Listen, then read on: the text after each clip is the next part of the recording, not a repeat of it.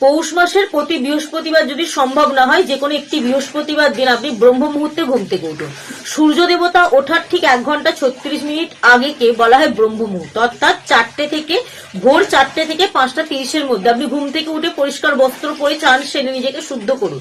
করার পর একটি মাটির প্রদীপ, অর্থাৎ সর্ষের তেলের হতে পারে বা ঘিয়েরও হতে পারে, সলতেটা যেন তুলো দেওয়া হয়, সেই প্রদীপ জেলে আপনি আপনার বাড়ির উত্তর পূর্ব কোণ করে জেলে দিয়ে আসেন। যদি ঠাকুর ঘর থাকে তো খুব ভালো হয়, ঠাকুর ঘরে দেবেন। যদি উত্তর পূর্ব কোণ করে ঠাকুর ঘর না থাকে, তাহলে আপনি আপনার বাড়ির উত্তর পূর্ব কোণ করে ওই প্রদীপটা জেলে দিয়ে আসবেন, মাটির প্রদীপটা। এবার মনে মনে ওম বৃহস্পতয়ে নমঃ, ওম বৃহস্পতয়ে নমঃ এই মন্ত্রটি যদি আপনি 11 বার জপ করতে পারেন, তাহলে আপনার মনের মধ্যে থাকা নেতিবাচক শক্তি কিন্তু দূর হবে। মা লক্ষ্মী দেবী এবং ভগবান বিষ্ণুদেব অর্থাৎ নারায়ণ দেবের কৃপায় কিন্তু সারা দিনটা আপনার খুব ভালো কাটবে। তার মধ্যে কিন্তু আপনার নানা রকম শুভ প্রভাব ঘটতে পারে এবং যে কোনো শুভ সংবাদ কিন্তু আপনার জীবনে আসতে পারে যদি এই ব্রহ্ম মুহূর্তে উঠে এই কাজটি করতে পারে।